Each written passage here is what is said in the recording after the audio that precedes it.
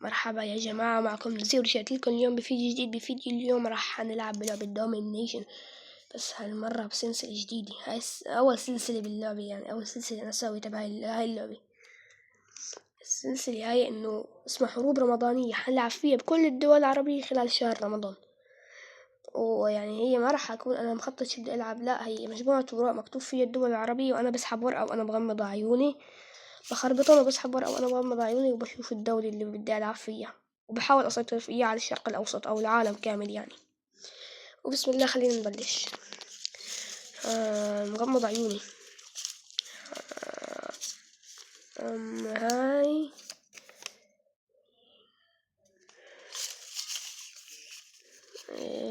هاي دولة الصومال. حنلعب أول جيم إلنا بدولة الصومال. ما شاء الله، يلا نبلش. هلا دولة الصومال. طبعا هاي لعبت في العراق، ونزلت فيها مقطع وأنا قاعد عم ألعب هون في هذا، فلو ما شفته روح شوف. حط لعبة جديدة. نحن حاليا حندور على الصومال.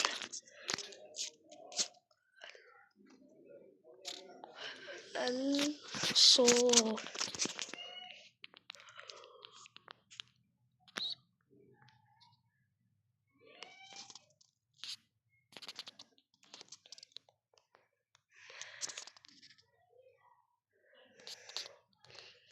هاي الصومال.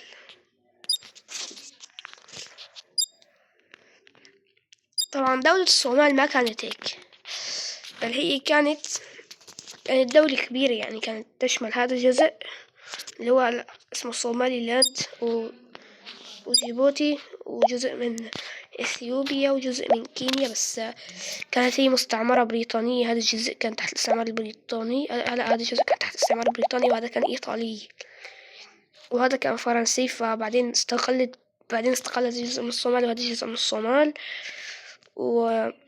بس قبل ما يستقلوا اجت بريطانيا وعطت جزء من الصومال لدولة إثيوبيا بحكم إنها مسيحية، وهي يعني مسيحية، فاهم شلون؟ وعطت جزء هيك من إثيوبيا، هذا هيك جزء لدولة كينيا. ونحن اليوم رح نسترجع هاي الأراضي ونضمها لدولة الصومال بهذا المقطع. فليتس جو، خلينا نبلش. طبعا حسرع الوقت شوي. حابدأ الإنفاق الاجتماعي، حنزله على الأخير. البحث والتطوير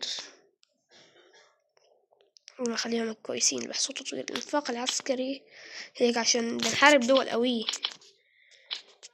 صندوق السيولي مثلا، ممكن هيك تطبيق.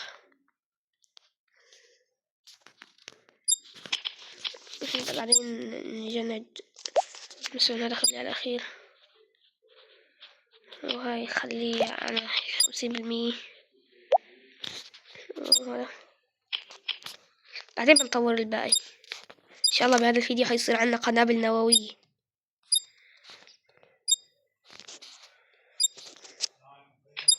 لو هذا الفيديو حيصير عنا قنابل نووية. نجند شوية جنود حاليا. جند.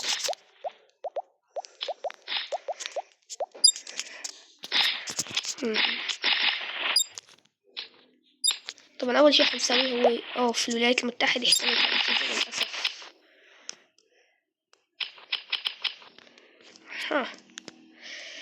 ممكن مثلا أول شيء نسويه هو إنه نستمر نجند بجنود عشان دولتنا تصير قوية. ممكن أصنع، ممكن مثلا أنتج احتياطي، يعني تطبيق. لو أنتجنا حنصير أقوى، يعني حنصير دولة أقوى.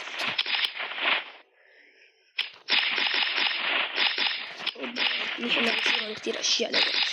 لو جنوب أفريقيا لا يتحالف مع جنوب أفريقيا. طب شو يتحالف مع الصين كمان؟ لا. طب مع الهند.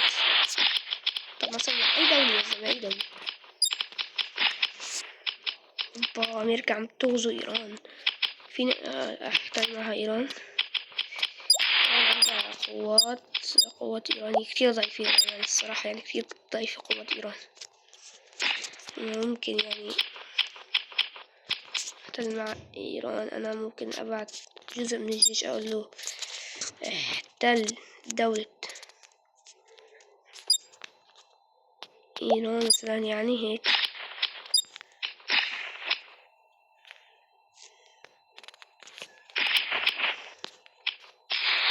ممكن ابعت هذا الجزء هيك اقول له احتل دولة ايران.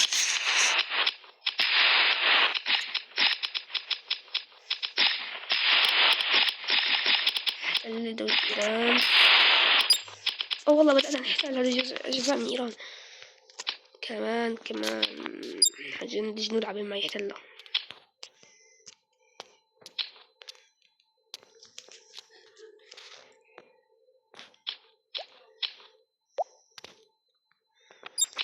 الشيء اللي منيح انه افريقيا والشرق الاوسط ومحلنا يعني شايفة عم يصير في كتير احداث. ممكن يعني نحن هيك نستغل هالاحداث ويصير عنا يعني خير قويين، فاهم شنو؟ يا رب يكون فينا نتحالف مع روسيا. يا رب نقدر نتحالف مع روسيا. أحيانا نتحالف مع روسيا. صراحة صندوق السيولة خليني أقوي شوي يعني. الإنفاق على العسكري الأخير، البحث والتطوير حنين شوي. صندوق السيولة هيك تطبيق.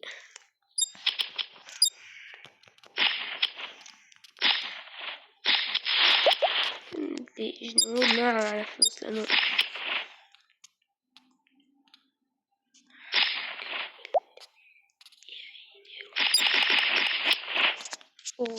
شوف قديش احتلينا منها.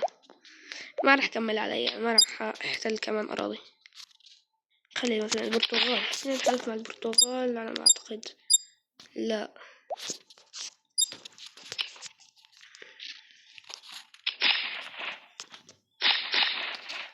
أنا مستنى لجنوب أفريقيا يحتل هذا موزمبيق. بس هذا هو اللي بدي إياه، إن جنوب أفريقيا يحتل يعني الحرب أو يحتل موزمبيق، أو مثلا أي دولة تيجي تحتل موزمبيق عشان أدخل أحتل معه في موزمبيق.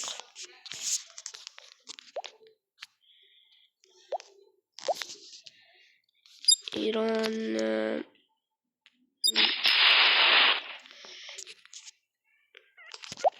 إلى قواتنا تدخل تهاجم لهذا جزء من إيران.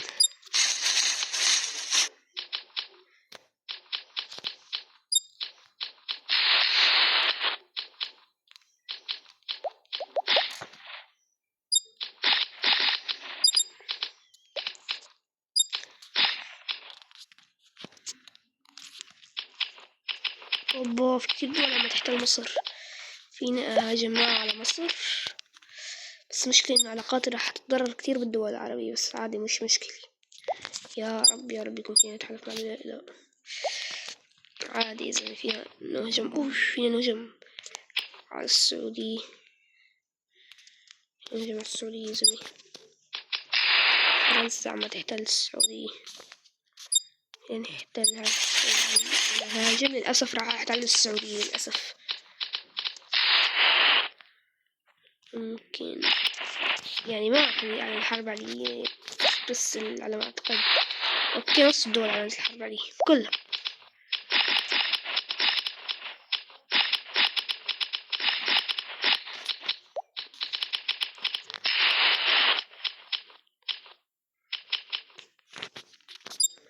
جند شوية جنود.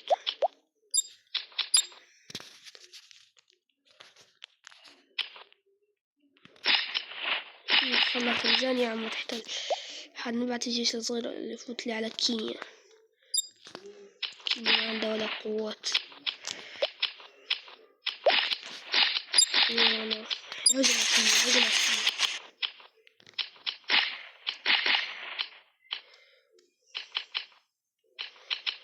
ولك يس. أوبا، عم تتحقق أحلامي يا زلمة. عم تتحقق أحلامي.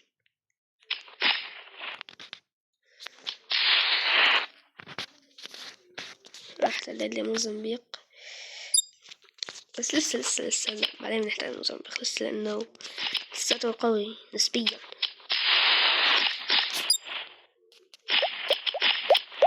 نقل شوية جنود عشان جيشنا بدأ يضعف.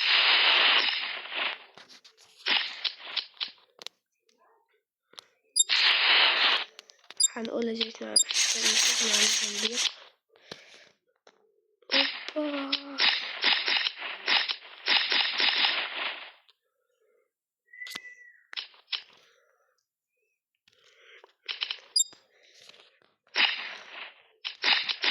يا أخي علاقاتنا بالدول كتير سيئة، ماني متحالف مع ولا دولة من الدول العربية كلها على الحربية عشان نروح تحتل السعودية. كل الدول أو يعني باقي من الدول هيك، بس الحمد لله إنه هيك. والدول كلها عم تحتل الحليف الوحيد اللي هو روسيا. الحليف الوحيد اللي إلي كل الدول عم تحتل يا زلمة أقسم بالله. لا لا لا لا، خليني جزء بس يا هيك بس.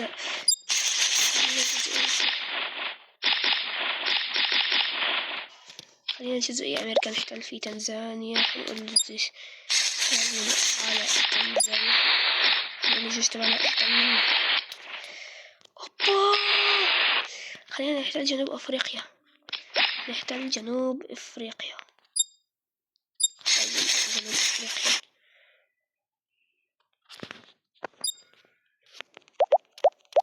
أوبا والله جيشنا صاير قوي. كم مركزنا بالدفاع مع بيرو. هروح أعمل معاهدة السلام مع هاي بيرو. يا رب إذا فينا نعمل معاهدة السلام.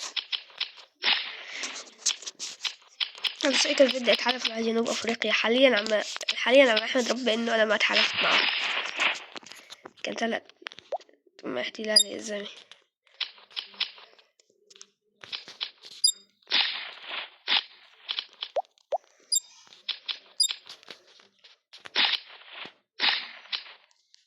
فينا نتحالف مع الهند؟ لا. فينا نتحالف مع الصين؟ طيب فينا نتحالف مع الصين. إذا نتحالف مع الصين احنا مركزنا كم بالدفاع؟ كان قوة عسكرية 4. قوتنا العسكرية 4 يا زلمة. يعني قوتنا جدا. دفاع 47. كويس.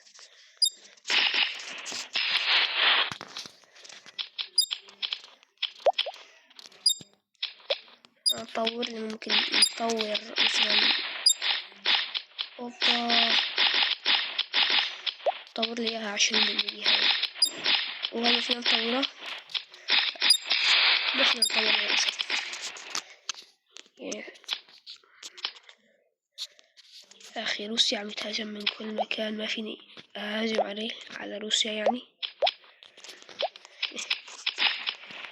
يحتلوا في روسيا. يعني أنا ما فيني هلا.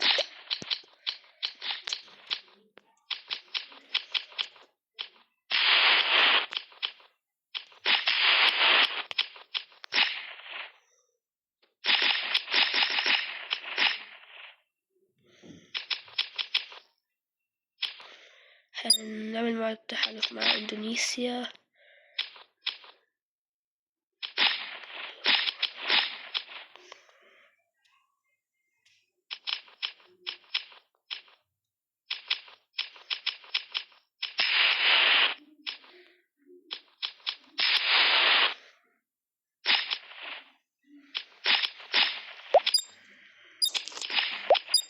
الجزائر معانا الحرب علينا شيء. أيوة معانا الحرب علينا. لا عندي تركيا بس شت. أنا بحاول. عادي.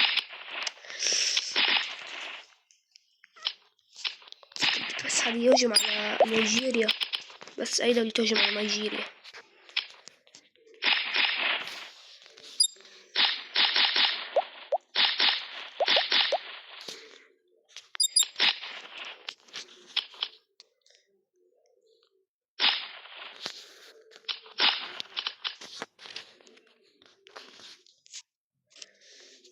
إذا بدي حد برضو يهاجم على هاي أوغندا عشان أوصل أراضيه ببعضها.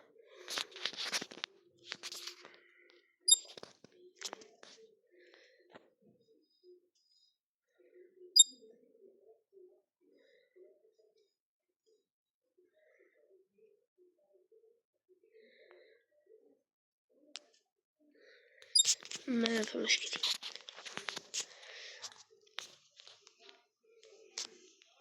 يا أخي دقيقة، هذا مين؟ الإكوادور. الإكوادور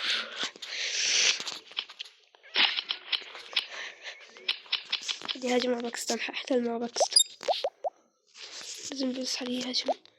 إيه أفغانستان على الحرب عليه، ما راح أعمل معاهدة السلام عشان هيك حيتم الصين عم تحتلهم يعني. يا صين احتلي في أفغانستان بليز، خلي الصين تحتل أفغانستان.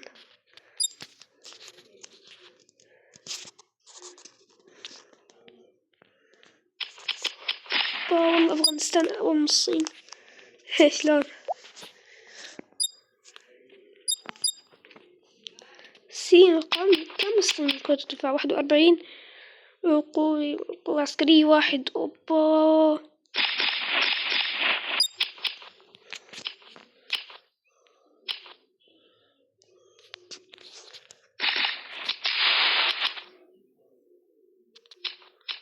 لسه مو هلا لازم نهاجم على أفغانستان. أوكي حاليا لازم نهاجم على أفغانستان. حاليا حناخد شيشنا ونقول له احتل أفغانستان عشان نساعد حليفنا الصين. عندنا كمان شوية حدود.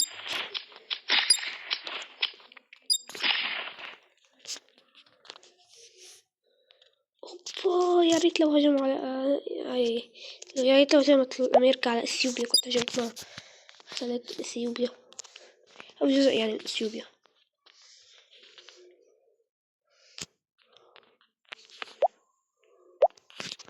يا أخي بدي أتحالف مع الهند، ما أعرف ليش الدنيا ما يكفي من السيولة.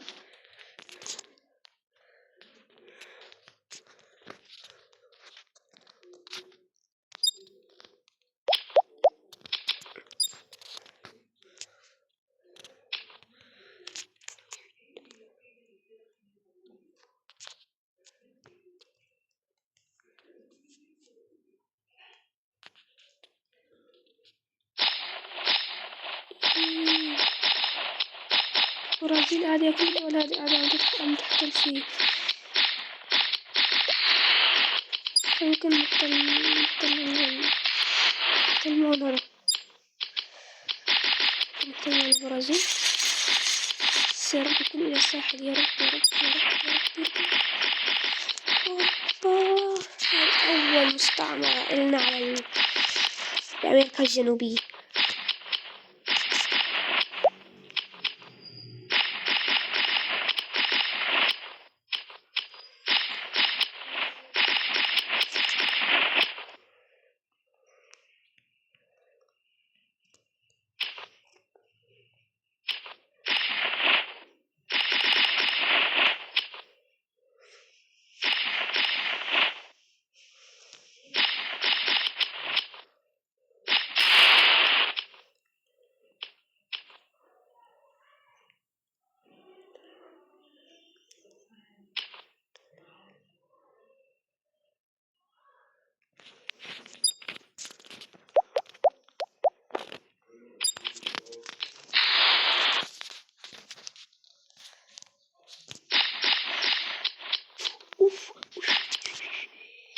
يهجمون على اثيوبيا بسرعة بسرعة بسرعة بسرعة بسرعة بسرعة بسرعة. يا حرام، بس عادي عوضناه باحتلال جزء من البرازيل، جزءا من البرازيل.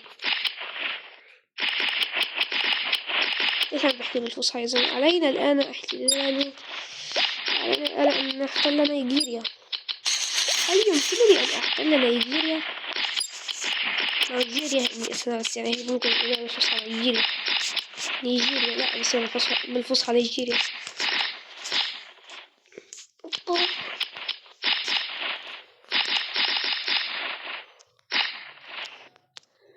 أنا سيطرت على جزء كبير من أفريقيا.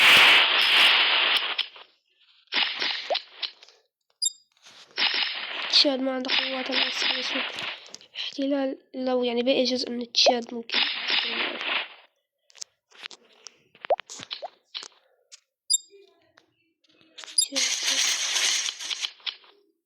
لا يا لك يا حمار.